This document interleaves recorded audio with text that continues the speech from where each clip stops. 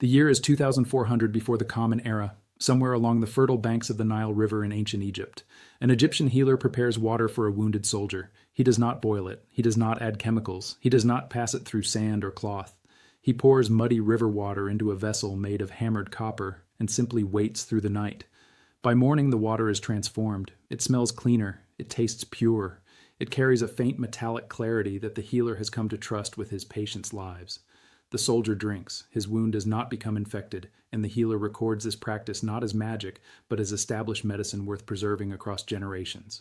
The Smith Papyrus, one of the oldest medical documents ever discovered, written around 2,400 years before the Common Era, specifically describes using copper to sterilize drinking water and treat battlefield wounds.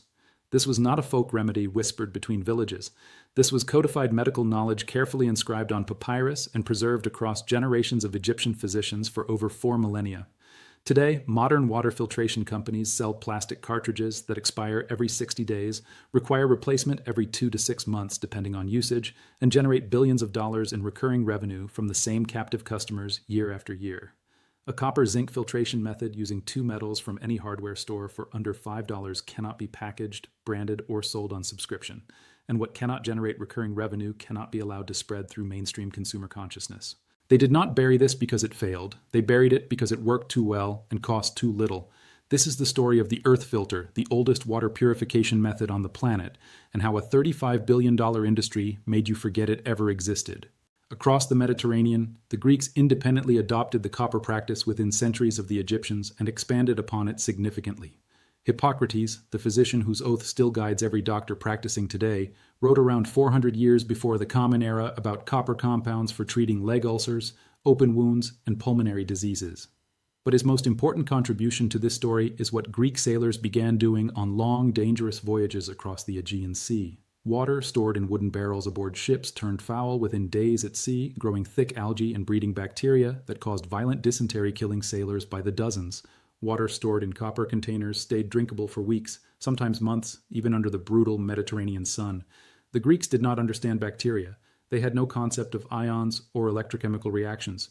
But they could observe the result clearly. Men who drank from copper vessels survived. Men who drank from wooden barrels died. The Romans took the principle further than any civilization before them, engineering it into their infrastructure on a massive scale. Roman engineers installed copper piping throughout their legendary aqueduct systems, the most advanced water distribution network the ancient world ever built. The Roman physician Pliny the Elder, writing in the 1st century of the Common Era, documented copper solutions for treating ear infections, mouth sores, intestinal parasites, and skin conditions. Roman legions carried copper vessels on military campaigns stretching across Europe, North Africa, and the Middle East, relying on copper-treated water to prevent the waterborne diseases that historically killed more soldiers than enemy weapons. Thousands of miles away across the Atlantic Ocean, the Aztec civilization, with absolutely zero contact with the Mediterranean world, independently discovered the identical principle and reached the same conclusions. They gargled with copper mixtures for sore throats. They infused ceremonial water with copper to prevent wound infection. They regarded copper as a sacred material connected to both physical healing and spiritual protection. 2 great civilizations separated by an entire ocean and thousands of years, zero contact between them, arriving at the same discovery through observation and practice. That is not coincidence or folklore. That is fundamental chemistry patiently waiting to be understood by modern science. In India, a sacred tradition began that has continued completely unbroken through millennia to the present day. Hindus store holy water from the Ganges River in copper vessels and have maintained this practice faithfully for century after century without interruption. Modern researchers at the University of Southampton tested this ancient practice under controlled laboratory conditions. Water stored in copper vessels for just 16 hours showed a 97.7% reduction in harmful bacteria, including E. coli, salmonella, and cholera-causing Vibrio.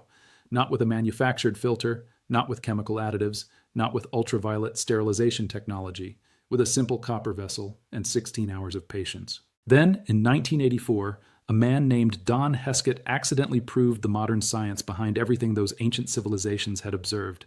He dipped a brass pen into chlorinated water and watched the chlorine disappear before his eyes. Within 3 years, he had a patent. Within a decade, NASA was using the same underlying principle aboard spacecraft orbiting Earth to keep astronauts alive in the most hostile environment human engineering had ever faced. Here is what is happening at the molecular level when copper meets contaminated water, and why the science is not ancient folklore but peer-reviewed, repeatedly published, independently replicated electrochemistry that any university laboratory can verify. When copper comes into contact with water, it releases positively charged particles called cupric ions, carrying a 2+ electrical charge. These ions do not passively drift through the water. They actively and aggressively hunt microbial life.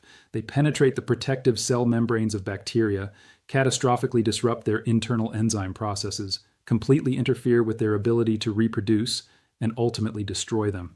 A landmark study published in the Journal of Health, Population, and Nutrition confirmed that copper vessel storage for 16 hours dramatically reduced levels of every harmful microorganism tested. The total bacterial count dropped by over 97%, with no filter, no chemical additives, and absolutely no energy input of any kind. Now here is where the science becomes truly extraordinary. When you combine copper with zinc in the presence of water, you create what electrochemists call a galvanic cell, named after the Italian scientist Luigi Galvani. Zinc sits significantly lower than copper on the electrochemical activity series, meaning it is far more reactive and eager to give up its electrons. When the two metals physically touch while submerged in water, zinc atoms spontaneously and continuously begin losing electrons to the copper. Those electrons flow steadily from the zinc surface to the copper surface, creating a tiny but persistent electrical current. This current is nowhere near strong enough to feel with your fingers or power any electronic device, but it is more than powerful enough to dramatically accelerate and intensify the water purification process. The zinc functions as the anode, sacrificing its atoms for the reaction. The copper functions as the cathode, receiving those electrons and channeling their energy. And the contaminated water serves as the electrolyte that completes the electrochemical circuit. This is the exact same fundamental electrochemistry that powers every battery on Earth. But instead of generating electricity to power a device, this natural reaction generates a relentless cascade of charged ions that systematically locate and destroy every contaminant they encounter. The performance numbers are staggering when compared to commercial alternatives. A copper-zinc alloy filter medium known in the professional water treatment industry as KDF, which stands for kinetic degradation fluxion, removes 99.9% of free chlorine from water on first contact. It electrochemically captures and permanently removes lead, mercury, chromium, arsenic, cadmium, iron, nickel, aluminum, and hydrogen sulfide through irreversible bonding to the metal surfaces. And it accomplishes something that no plastic cartridge filter sitting on any store shelf can do. It actively kills bacteria, algae, and fungi on contact through the zinc oxide naturally produced as a byproduct of the ongoing galvanic reaction between the two metals. A standard activated carbon filter, the type found inside every pitcher filter, every camping pump filter, and every refrigerator filtration unit, needs complete replacement every 2 to 6 months.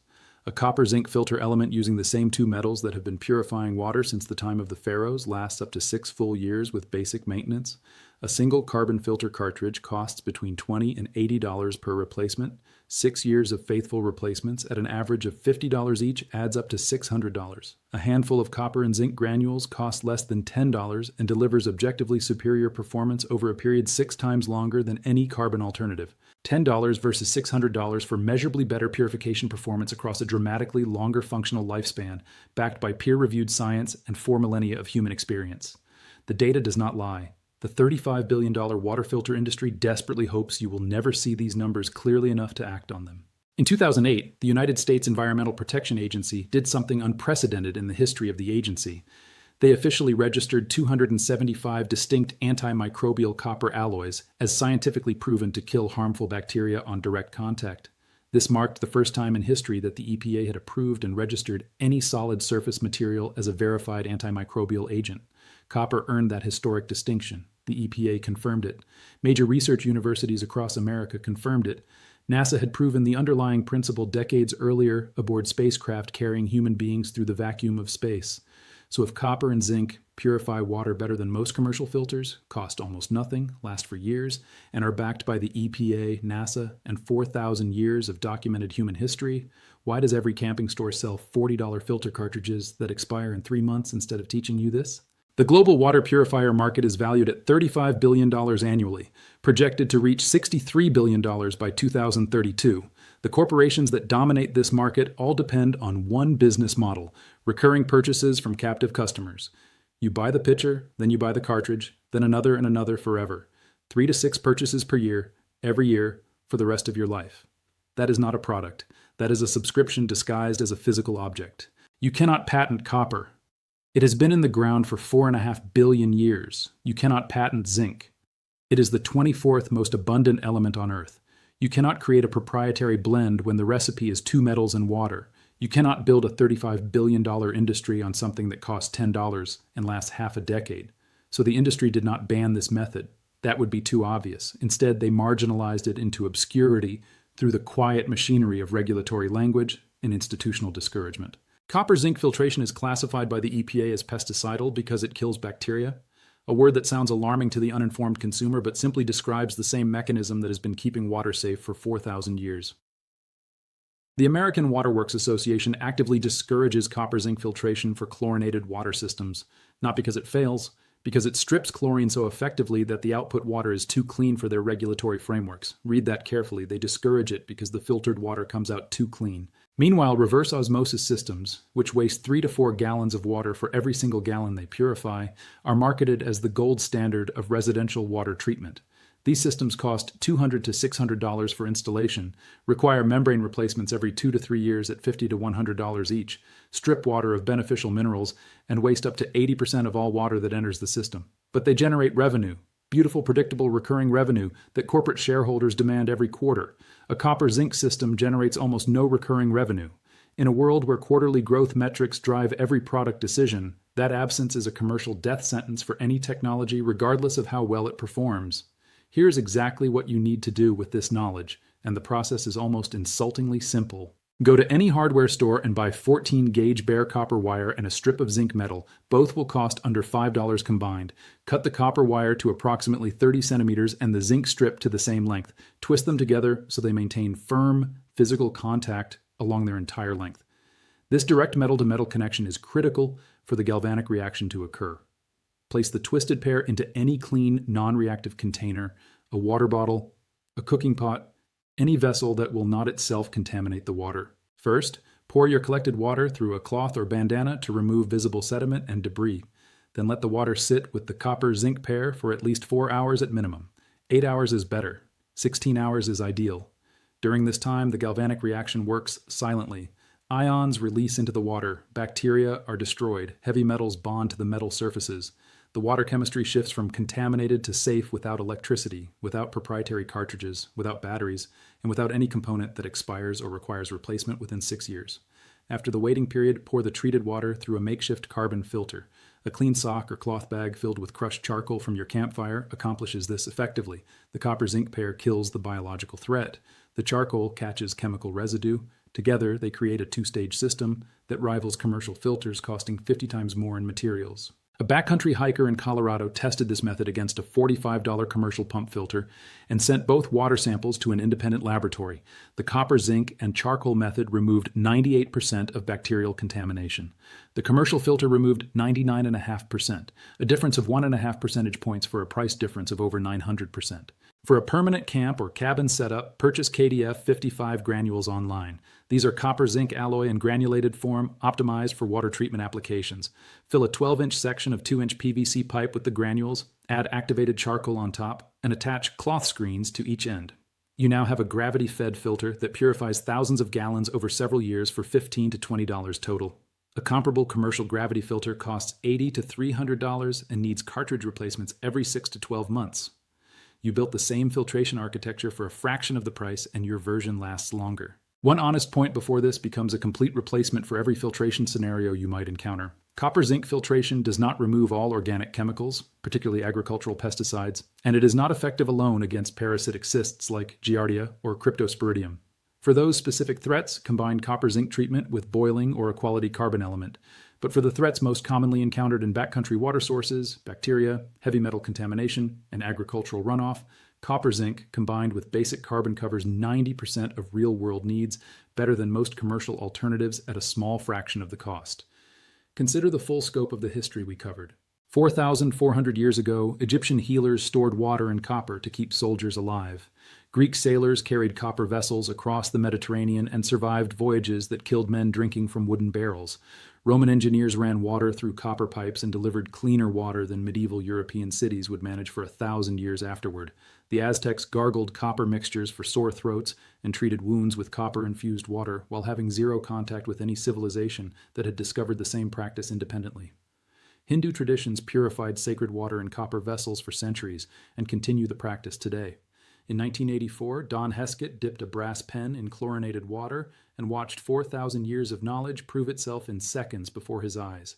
In 1968, NASA trusted 2 ancient metals to keep astronauts alive in the vacuum of space aboard Apollo missions. In 2008, the EPA registered copper as the first solid surface antimicrobial in the agency's history.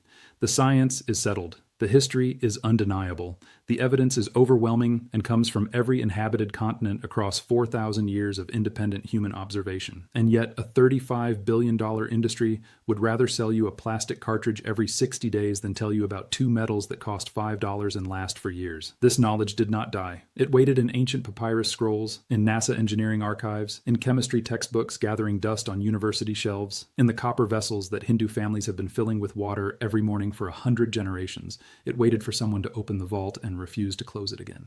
The Egyptians knew, the Greeks knew, the Romans knew, the Aztecs knew, NASA knows, the EPA confirmed it in 2008, and the water filter industry has definitely known for decades, which is precisely why none of those companies have ever mentioned it on the packaging of a single product they have sold you.